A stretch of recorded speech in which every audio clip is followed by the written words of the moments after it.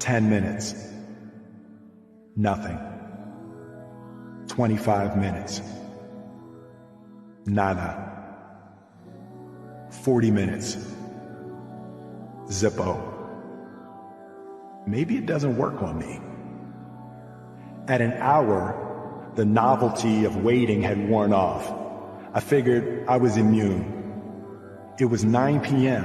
and I realized I had agreed to do this stupid shit till sunrise. My little mat on the floor was comfortable, so I said fuck it and went to sleep.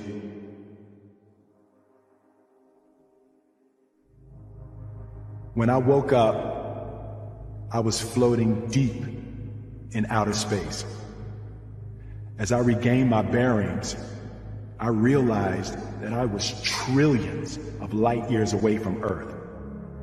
I was so far away that I knew I would never see anything or anyone I loved ever again. This is where I would be for eternity. As I digest the magnitude of my predicament, I begin to glide through the infinity of stars. I notice that they're not stars as we know them. It's as if Picasso had painted outer space, colors, cubes, and angles. I'm suddenly overwhelmed by the majesty of my surroundings. This is the most beautiful place I've ever been in my life. As I'm distracted in awe, I can sense a presence behind me. It's a woman. I turn to see her, but she's unseeable. I can feel the warmth of her energy close behind me, as close as she could be without touching. She's happy I'm here, and I can tell she will never leave me. Somehow, I know she's been waiting for me. Her voice centers directly behind my right ear, as if her lips were only millimeters away. I turn again, craving just a glimpse of this beatific goddess, but as I move, she moves. I can tell I'm not meant to see her, but I'm okay with that, because every second with her quenches my lifelong thirst. She is everything. Lover, teacher, mother, protector, guide. She is all I have ever dreamed of and everything I have ever wanted. I can tell she knows everything I need to know and how to get everywhere I want to go. She is my goal, my solution, my answer. She is the top of the mountain and the sky beyond. Where are we? I say softly. What do you mean, silly? She says in a tone that melts away everything but bliss. This place is beautiful, I say. This is not a place, silly. She kept endearingly calling me silly. I've never seen anywhere more beautiful than this, I said. She laughs. Why does that make you laugh? I ask. This is you, silly, she said. Huh? What do you mean? This is not a place. This is you. My heart begins to race as I look around, bearing witness to the grandeur of this infinite paradise. Wait a minute, I say.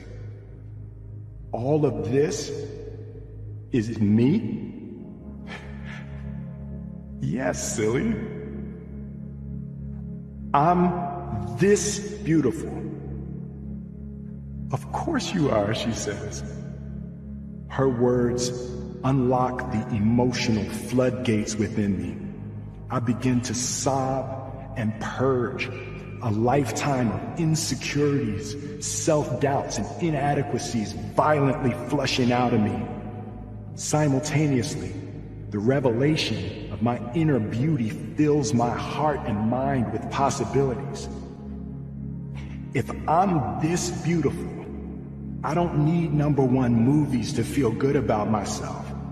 If I'm this beautiful, I don't need hit records to feel worthy of love. If I'm this beautiful, I don't need Jada or anybody else to validate me.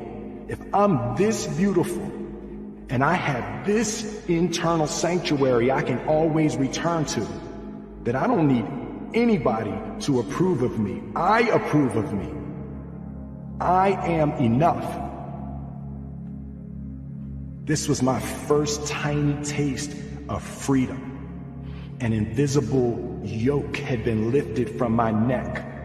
All of my needing and grasping and clinging and lusting and demanding and maneuvering and reaching and craving, all of the insatiable desires that had kept me on my hamster wheel of misery were falling away.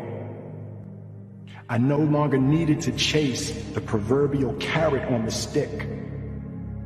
I wasn't starving anymore. In my 50+ years on this planet, this is the unparalleled greatest feeling I've ever had.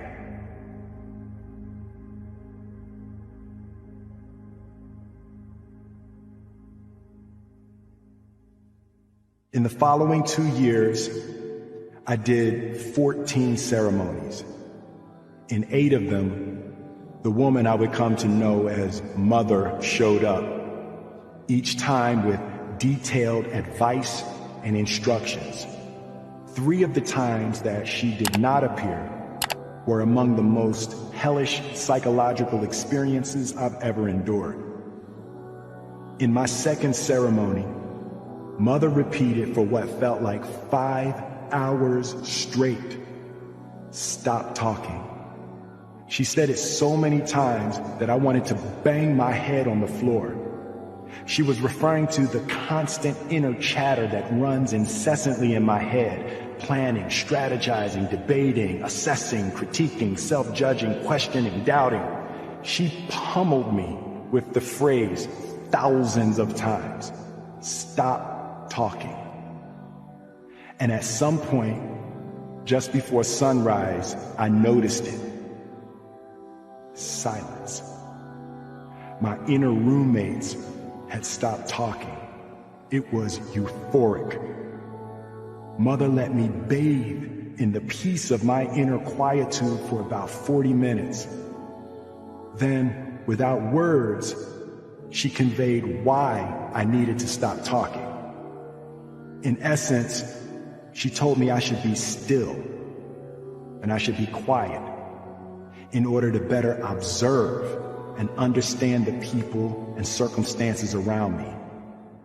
She had watched me batter myself for so many years trying to impose my will on the world. Her point was, if I stopped talking and thinking so much, I could see and sense the universal tides, and I could align my energies to them and achieve twice as much with half as much effort.